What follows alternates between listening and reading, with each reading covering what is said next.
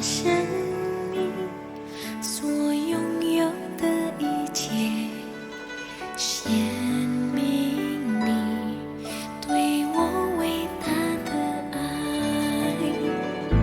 耶稣是道路，你是真理和生命，唯有你是我生命的救赎主。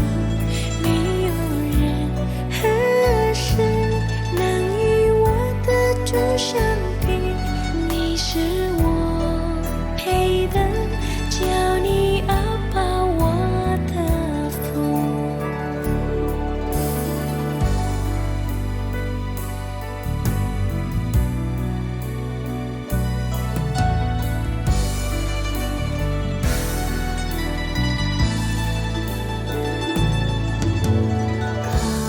Tuhan adalah Bapakku, Bapa yang baik, pelihara hidupku.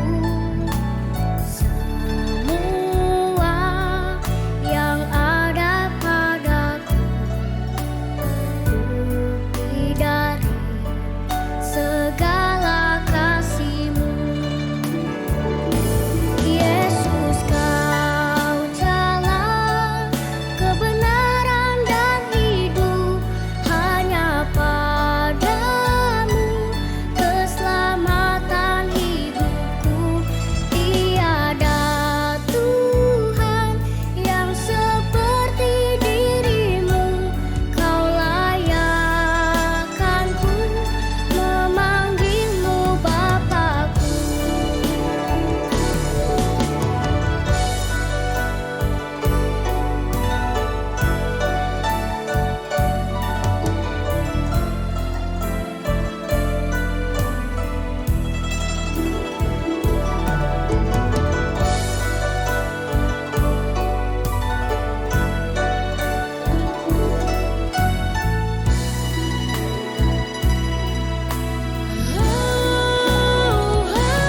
Yesus, Kau jalan kebenaran dan hidup, hanya padamu keselamatan hidupku.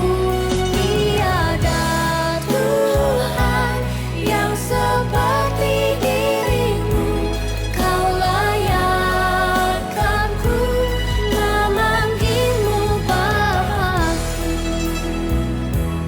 没有人和神能与我的主相比，你是我配的，叫你阿爸我的父。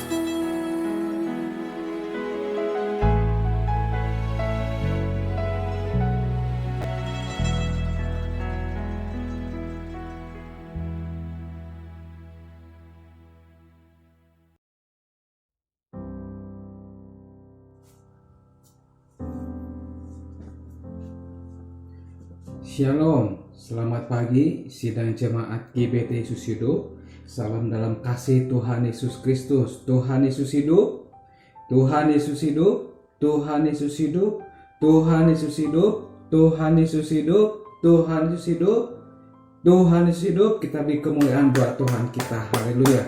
Puji nama Tuhan. Pagi ini 14 Februari ya 2021, oleh karena kemurahan Tuhan kita boleh kembali bersama-sama beribadah ya. Sebelum kita menikmati berkat firman Tuhan, kita akan sama-sama berdoa. Bapa di dalam sorga, kami pada pagi hari ini kembali bersyukur dan berterima kasih. Hanya oleh karena kasih dan kemurahan-Mu, kami sidang jemaat GBT Yesus Hidup masih berkesempatan untuk menikmati berkat firman Tuhan. Meskipun tidak secara onsite tetapi secara online, tapi kami yakin percaya hadirat Tuhan, urapan Tuhan akan hadir di dalam setiap rumah tangga yang akan sebentar menikmati firman Tuhan bersama-sama. Kiranya urapan Tuhan, hadirat Tuhan menyertai kami semua di dalam kami belajar sama-sama menikmati firman Tuhan, kami sama-sama merenungkan firman Tuhan. Pimpin kami dari awal, pertengahan, sampai akhirnya pemberitaan firman Tuhan ini, biar kuasa Tuhan Roh Kudus yang akan mengurapi kami semua, termasuk hamba-Mu yang akan menyampaikan firman Tuhan. Di dalam nama Yesus Kristus kami berdoa dan kami ucapkan syukur. Haleluya. Amin. Puji nama Tuhan, sudah kasih dalam kasih Tuhan. Pagi hari ini 14 Februari ya, orang-orang di dunia, orang-orang sekitar kita mungkin sedang merayakan satu hari kasih sayang, hari Valentine. Dan pada pagi hari ini kita juga akan menikmati kasih Tuhan Yesus yang selalu hadir dalam kehidupan kita setiap saat ya. Firman Tuhan pada pagi hari ini yang sudah Bapak Gembala tugaskan kepada saya ya, Bapak Gembala memberikan tema kepada saya untuk menyampaikan firman Tuhan dengan tema Yesus ialah jalan dan kebenaran dan hidup, yang diambil dalam satu nas firman Tuhan dalam Yohanes 14 ayat yang ke-6 ya. Kita akan baca sama-sama nas firman Tuhan terlebih dahulu ya. Yohanes pasal 14 ayat yang ke-6. 1, 2, 3. Kata Yesus kepadanya, "Akulah jalan dan kebenaran dan hidup. Tidak ada seorang pun yang datang kepada Bapa kalau tidak melalui Aku." Amin. Puji nama Tuhan Yesus Kristus. Ya. Firman Tuhan pada pagi hari ini merupakan firman Tuhan lanjutan minggu lalu, di mana Bapak Gembala kita sudah menyampaikan firman Tuhan tentang Allah mengasihi manusia. Ya, bulan Februari bulan kasih sayang ya. Dan di bulan Februari ini ya, Bapak Gembala menentukan juga memberikan juga ingatan kepada kita bahwa ada satu kasih ya yang Allah kita, yang Tuhan kita berikan kepada kita. Ya, minggu lalu diuraikan oleh Bapak Gembala kita, Allah mengasihi manusia dalam Yohanes pasal 3 ayat 16 ya. Di situ dinyatakan bukti kasih Allah. Bukti kasih Allah dengan Dia mau hadir di dunia ini ya, dengan mengambil rupa sebagai manusia yang tidak berdosa. Nah, lalu Dia juga taat sampai mati menggantikan hukuman dosa manusia ya. Kasih dan sayang itu Allah nyatakan, pengorbanan ya, kasih Allah, keadilan Allah dinyatakan dengan Dia mau hadir di dunia ya, taat sampai mati menggantikan hukuman dosa manusia ya. Pada pagi hari ini ya, tentang tema Yesus ialah jalan. Yesus sebagai jalan, Yesus sebagai kebenaran, dan Yesus sebagai hidup kita ya. Kita akan sama-sama belajar merenungkan dari ayat firman Tuhan ini ya. Sudah kasih dalam kasih Tuhan ya. Ada satu teknologi ya yang diciptakan oleh manusia, ada satu aplikasi yang kita tidak asing lagi ya. Ada satu teknologi ciptaan manusia ya. Teknologi ini, aplikasi ini membuat kita bisa sampai kepada salah satu alamat yang kita tuju ya. Ketika kita mencari alamat tujuan ya, dengan memakai teknologi ini kita bisa sampai ya. Meskipun teknologi ciptaan manusia ini kadang-kadang salah ya, koordinatnya benar, tapi ketika dituju salah, bukan alamat rumah itu atau kantor atau alamat yang lain yang kita tuju itu bisa salah ya. Teknologi ini dinamakan Google Maps ya. Google Maps ini memudahkan kita untuk dapat menunjukkan jalan ke tempat yang kita tuju ya. Sangat memudahkan, sangat menolong ya. Teknologi Google Maps ini ya. Dan pagi ini kita ada belajar tentang satu jalan ya, yang tidak akan salah ya. Setiap orang atau tiap-tiap orang yang percaya adanya Tuhan ya, itu memiliki satu kebutuhan utama ya, yang mungkin tidak terlihat ya. Setiap orang yang percaya adanya Tuhan ya, akan memiliki satu rasa kebutuhan utama yang tidak terlihat, yaitu untuk menemukan penciptanya ya, untuk menemukan Allahnya, untuk menemukan Tuhannya sebagai sumber kehidupannya. Ya. Oleh karena itu banyak cara, banyak jalan, ya, dari manusia, ya, untuk dapat menemukan, ya, Tuhannya, untuk menemukan penciptanya, menemukan Allah yang dipercayai. Ya. Tetapi melalui cara-cara manusia itu, melalui jalan-jalan manusia itu, ya, seringkali dan pasti tidak akan dapat menemukan. Ya. Manusia memakai caranya dengan perbuatan baiknya manusia untuk dapat menemukan Allahnya, menemukan Tuhannya.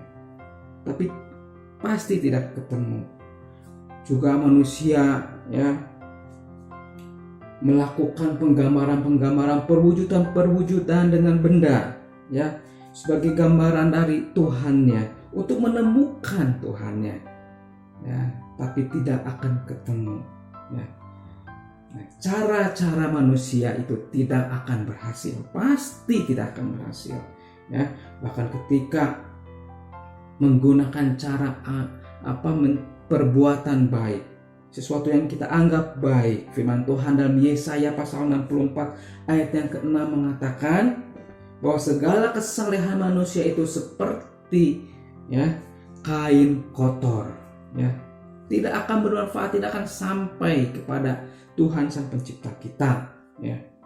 Jadi apapun cara manusia, ya, pasti tidak akan berhasil.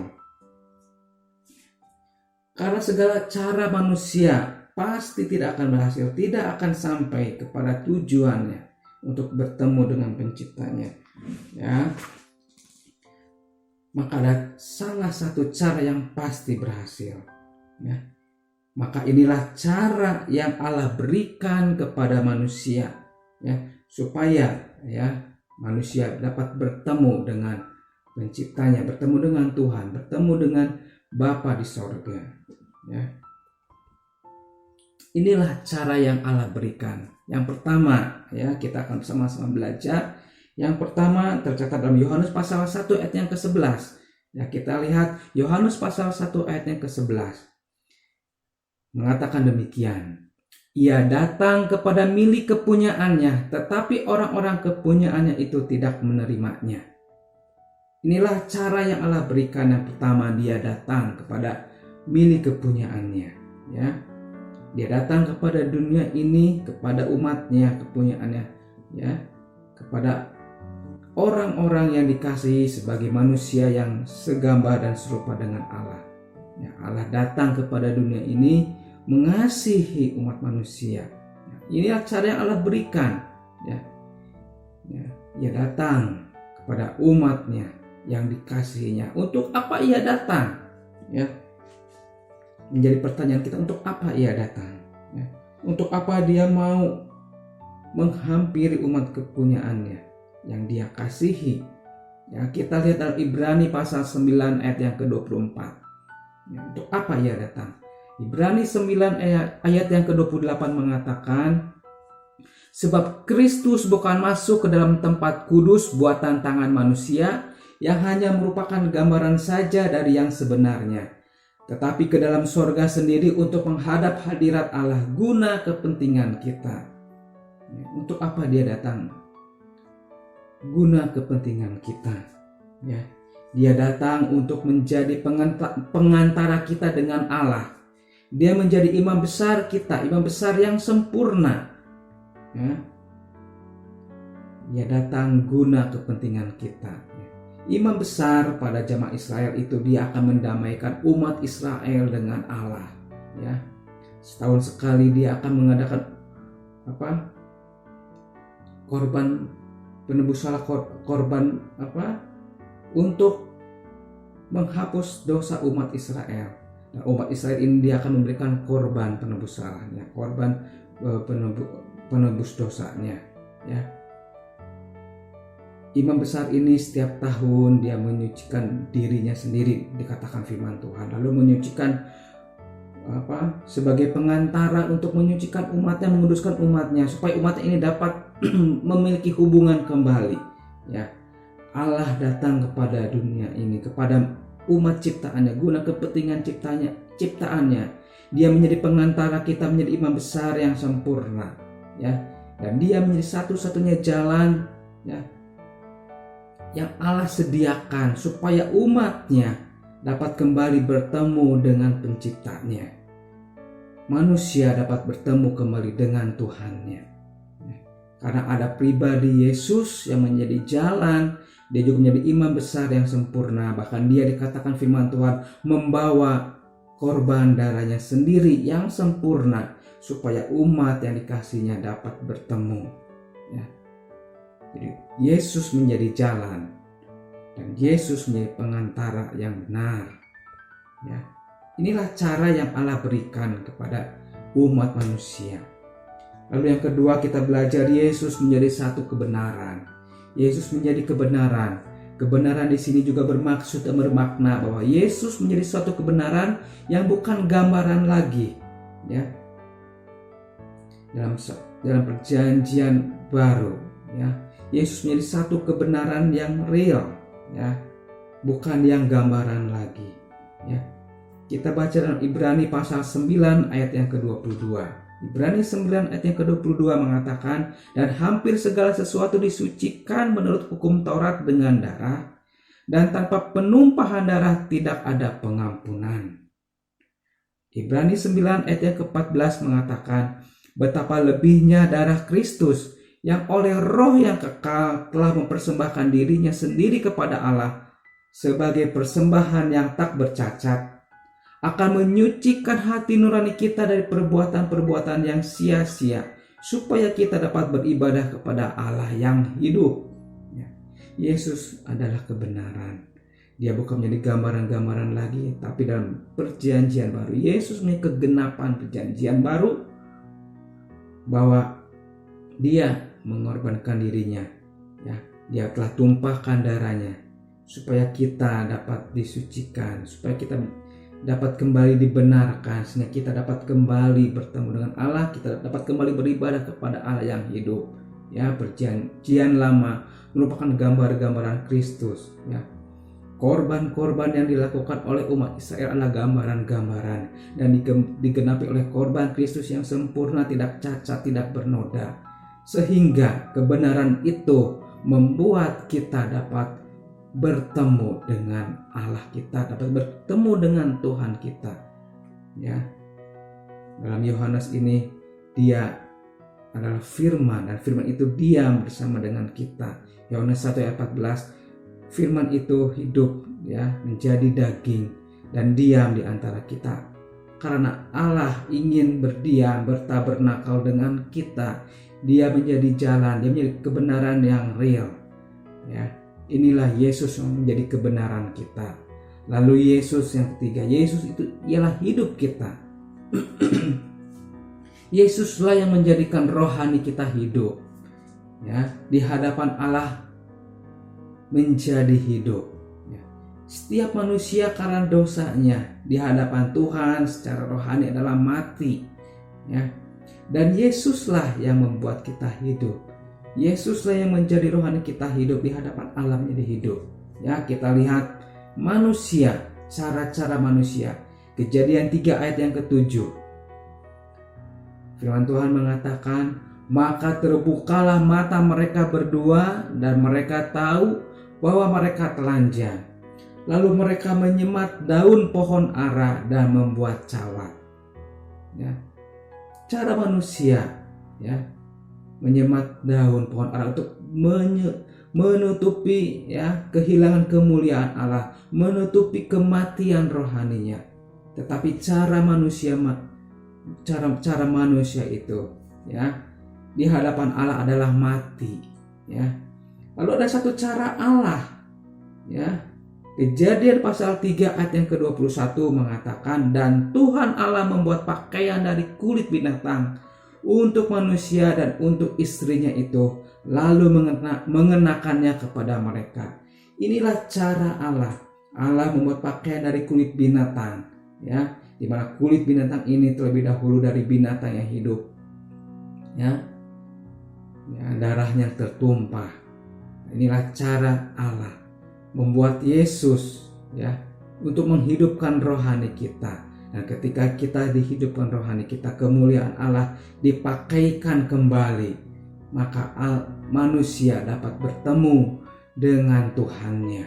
Ya, inilah cara Allah, ya, sehingga Yesus dikatakan ialah hidup, karena hanya Yesuslah yang membuat rohani kita di hadapan Allah menjadi hidup, dan Allah mau menerima hubungan ini, mau menerima relasi ini, karena dengan darah Yesus, ya, dengan kematian Yesus, Dia menghidupkan kita. Nah, karena kita hidup, Allah mau bertemu dengan kita, ya. Darah Yesus yang menyucikan, menguduskan kita, mau, ya, membuat kita memiliki lagi relasi dengan Allah, ya. Saudara kasih dan kasih Tuhan, bagian Allah telah tuntas Dia kerjakan, ya. Dengan Allah mau menyediakan jalannya, kebenarannya, hidupnya, ya.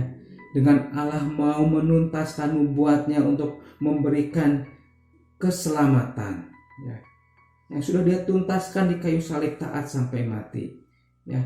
Lalu apa bagian kita? Ya, ini yang paling penting juga, ya. Ketika kita tahu Yesus sebagai jalan, sebagai kebenaran kita, sebagai hidup kita, apa bagian kita selanjutnya? Ya, ini yang penting, yang menjadi satu renungan bagi kita pada pagi hari ini, ya. Bukan hanya Allah yang mengasihi kita, membuktikan kasih-Nya kepada kita, tapi bukti kasih kita, ya. Kalau yang kita bulan ini bulan kasih sayang, kita pun juga diingatkan kembali kasih sayang kepada kita, yang merupakan bagian kita kepada Tuhan. Yang pertama, saya bagi ada 4 poin, 2 poin input, 2 poin output kita. Bagian kita yang pertama dan kedua sebagai input kita yang harus dimasukkan. Nah, yang pertama, percaya. Bagian kita adalah percaya, mengimani Yesus itu, ya. Yohanes pasal 3 ayat 18 mengatakan, barang siapa percaya kepadanya, ia tidak akan dihukum. Barang siapa tidak percaya, ia telah berada di bawah hukuman, sebab ia tidak percaya dalam nama Anak Tunggal Allah. Bagian pertama yang merupakan input kita yang harus kita masukkan, kita harus percaya kepada Tuhan, mengimani Yesus sebagai jalan keluar untuk kita bertemu Tuhan, ya, sebagai kebenaran yang real, sebagai hal yang menghidupkan kita di hadapan Allah. Dan itu semua adalah satu keuntungan buat kita, ya. Kita percaya, kita mengimani Yesus adalah semata-mata untuk keuntungan kita. Kalau kita tidak percaya, kita tidak beriman. Yang tidak beruntung adalah manusia sendiri, bukan Allah. Sebab bagian Allah sudah Dia lakukan dengan tuntas, sempurna di kayu salib. Dia katakan sudah selesai, tetelestai, sudah sempurna, ya. Tapi bagian kita harus kita masukkan. Kita harus percaya supaya kita bisa bertemu dengan Tuhan, ya. Keuntungan kita, keuntungan diri kita sendiri ketika kita percaya, mengimani Yesus sebagai jalan untuk bertemu, ya. Yang lain mengatakan itu jalannya seperti ini, jalan seperti ini untuk bertemu. Tapi Yesus katakan, akulah jalannya, akulah pintunya untuk bertemu dengan Tuhan. Akulah jalannya. Yang lain hanya bisa menunjukkan ini jalannya, itu jalan. Tapi Yesus katakan lebih lagi, akulah jalannya. Maka dari itu kita percaya, keuntungan buat kita. Yang kedua harus kita masukkan, harus kita inputkan. Ibrani pasal 10 ayat 23, firman Tuhan katakan, marilah kita teguh berpegang pada pengakuan tentang pengharapan kita, sebab Ia yang menjanjikannya setia, ya. Kita mau menginputkan dalam hidup kita, teguh dalam pengharapan, ya. Di akhir-akhir zaman ini akan banyak yang menggoyang iman umat Kristen, ya. Akan banyak hal-hal yang menggoyang iman, ya, dari orang-orang percaya, ya. Kesusahan dunia, pengetahuan dunia pun juga akan ada yang banyak menggoyang iman kita, iman umat percaya, ya. Oleh karena itu nasihat firman Tuhan, kita harus teguh dalam pengharapan kita. Dalam iman percaya kita harus tetap teguh meskipun banyak goyangan-goyangan, ya. tapi kita harus tetap berpegang kepada kepercayaan kita, kepada jalan yang sudah Tuhan berikan dalam kehidupan kita. Ya, lalu yang berikutnya menjadi bagian kita, yaitu output kita. Saya kasih 2 poin output kita. Yang pertama yaitu menjaga kasih. Ya, Ibrani pasal 10 ayat yang ke-24, firman Tuhan mengatakan, dan marilah kita saling memperhatikan supaya kita saling mendorong dalam kasih dan dalam pekerjaan baik. Inilah output yang mau kita keluarkan. Dan setelah kita masukkan input kita, ya, kita bagian berikutnya output menjaga kasih. Ya. Firman Tuhan katakan saling memperhatikan supaya kita saling mendorong juga dalam kasih. Ya, akhir-akhir zaman orang semakin kurang saling memperhatikan, kurang saling hidup dalam kasih.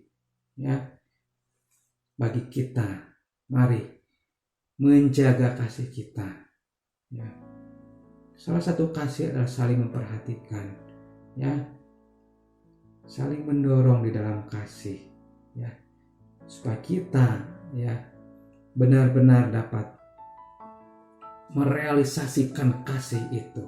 Ya, setelah kita menerima kasih dari Tuhan, kita pun juga merealisasikan kasih itu, mengoutputkan, mengeluarkan, ya, kasih kita. Yang keempat, poin yang terakhir, sudah kasih dalam kasih Tuhan. Pagi hari ini kita juga sama-sama merenungkan Ibrani pasal 10 ayat 25 mengatakan seperti ini. Janganlah kita menjauhkan diri dari pertemuan-pertemuan ibadah kita seperti dibiasakan oleh beberapa orang, tetapi marilah kita saling menasihati dan semakin giat melakukannya menjelang hari Tuhan yang mendekat. Ya, menjaga relasi, poin yang terakhir. Mari kita menjaga relasi kita, ya, sebagai bukti kasih kita kepada Tuhan, yang di mana Tuhan sudah memberikan jalan bagi kita, di mana Tuhan sudah melakukan bagian Tuhan, kita bagian manusia, ya, percaya, teguh dalam pengharapan, menjaga kasih kita, dan terakhir menjaga relasi kita. Ya, meskipun saat-saat ini, ya, kita kesukaran untuk beribadah secara onsite, ya, tetapi secara online, puji nama Tuhan, kita masih dapat menikmati berkat firman Tuhan. Dan biarlah kita tetap menjaga relasi ini meskipun harus, ya, secara online, tapi kita tidak mau, ya, menjauhkan diri dari pertemuan-pertemuan ibadah. Dengan berbagai cara kita akan terus menjaga relasi kita dengan Allah. Di rumah kita jaga relasi Allah, menyediakan waktu untuk Allah kita, ya. Inilah firman Tuhan pada pagi hari ini, ya. Dengan Allah telah membuktikan kasih-Nya, memberikan jalan, ya, membuktikan kebenarannya, memberikan kehidupan, ya. Kita pun juga pagi hari ini mau mengeluarkan bagian kita dengan percaya, mengimani karya Tuhan, juga teguh dalam pengharapan kita, lalu kita menjaga kasih di antara kita. Ya, lalu kita menjaga relasi dengan Allah. Ya, puji nama Tuhan. Sebagai ayat firman Tuhan yang terakhir, kita akan baca sama-sama dalam Ibrani pasal 11 ayat yang ke-6. Ya, kita baca sama-sama Ibrani pasal 11 ayat yang ke-6. 1, 2, 3. Tetapi tanpa iman tidak mungkin orang berkenan kepada Allah. Sebab barang siapa berpaling kepada Allah, ia harus percaya bahwa Allah ada dan bahwa Allah memberi upah kepada orang-orang yang sungguh-sungguh mencari Dia. Amin. Puji nama Tuhan. Kita akan sama-sama berdoa, ya. Kita akan sama-sama bersyukur kepada Tuhan, ya. Kita akan tutup ibadah kita dengan pujian Bapa terima kasih. Kita akan tundukkan kepala kita. Bapa di sorga, terima kasih pada pagi hari ini kami boleh kembali mendengarkan firman-Mu. Bila firman-Mu Engkau sempurnakan bagi sidang jemaat GBT Hidup, bagi umat-Mu yang sudah mendengarkan firman-Mu ini, Hamba-Mu sudah berhenti berbicara, tapi kami percaya firman-Mu akan buat menjadi rema hidup dalam kehidupan jemaat-Mu. Firman Tuhan ini sudah hamba-Mu selesai sampaikan, tetapi kuasa Roh Kudus akan terus berbicara lebih lanjut lagi kepada segenap sidang jemaat GBT Hidup yang sudah mendengarkannya. Bapa di sorga, kami pada pagi hari ini kembali menyerahkan segenap kehidupan sidang jemaat GBT Hidup, ya Tuhan. Setiap rumah tangga yang ada kami serahkan kepada tangan-Mu. Para suami, para istri, para anak-anak jemaat GBT Hidup kami serahkan kepadamu Tuhan. Sidang jemaat sekolah minggu GBT Hidup juga kami serahkan semuanya kepadamu Tuhan. Seminggu ini mungkin mereka akan menghadapi pekerjaan, tugas-tugas, perjalanan yang akan mereka tempuh. Kami serahkan ke dalam tangan-Mu Tuhan. Kau berkati setiap rumah tangga yang ada di sidang jemaat GBT Hidup ya Bapa. Di dalam setiap kebutuhan hidup mereka, Tuhan cukupkan, Tuhan limpahkan berkat-Mu Tuhan. Kau mudahkan, Kau lancarkan segenap pekerjaan yang harus mereka lakukan dan kerjakan. Juga untuk anak-anak sekolah minggu dalam masa sekolah, Engkau mudahkan, lancarkan mereka yang belajar secara jarak jauh ya Tuhan Yesus. Mudahkan mereka menerima Tuhan pengetahuan sampai oleh guru-guru mereka.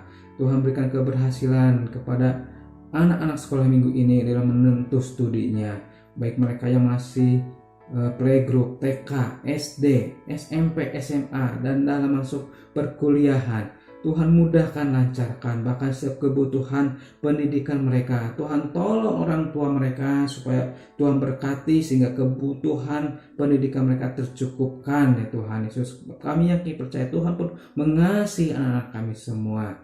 Tuhan berkati juga untuk keluarga Bapak Gembala kami Tuhan, Bapak dan Ibu Gembala kami. Tuhan sehatkan, kuatkan ya Tuhan Yesus. Tuhan jaga dan rawat Bapak dan Ibu Gembala kami ya Tuhan Yesus. Tuhan mencukupkan apa yang dibutuhkan dan diperlukan oleh Bapak dan Ibu Gembala kami.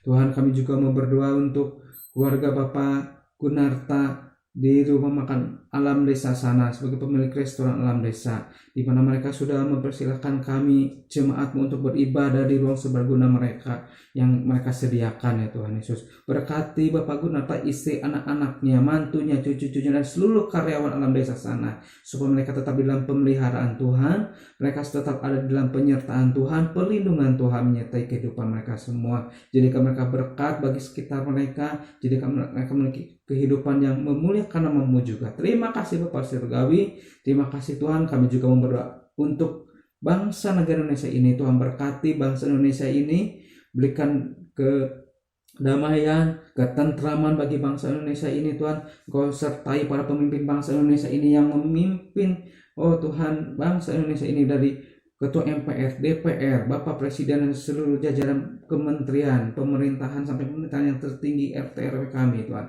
Kau pimpin sertai supaya mereka diberikan hikmat oleh Engkau di dalam mengerjakan tugas-tugas yang negara berikan ya Tuhan Yesus, supaya mereka juga boleh memimpin negara ini dengan baik, dan negara Indonesia ini ada dalam satu keadaan yang baik sebab Tuhan turut campur bekerja di dalamnya.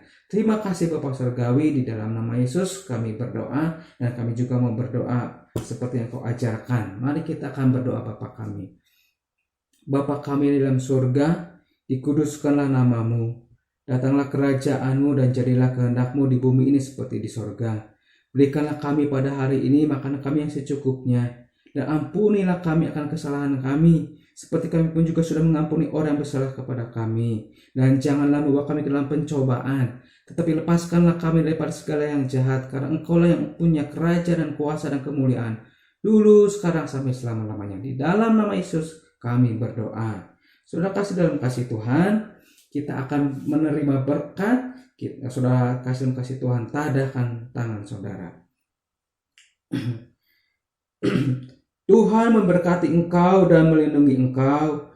Tuhan menyinari engkau dengan wajah-Nya dan memberi engkau kasih karunia. Tuhan menghadapkan wajah-Nya kepadamu dan memberi engkau damai sejahtera.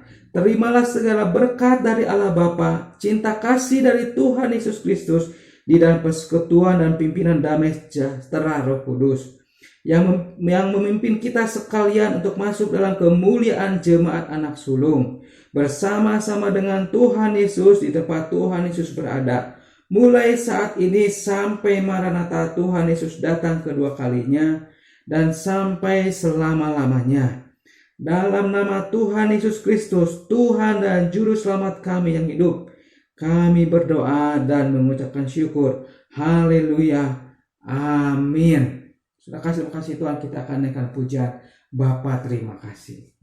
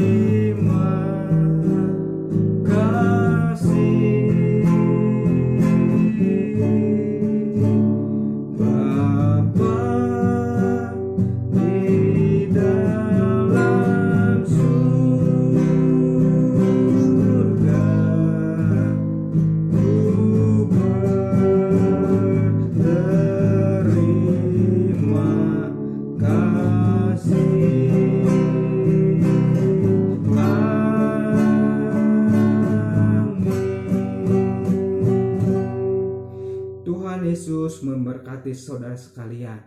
Amin.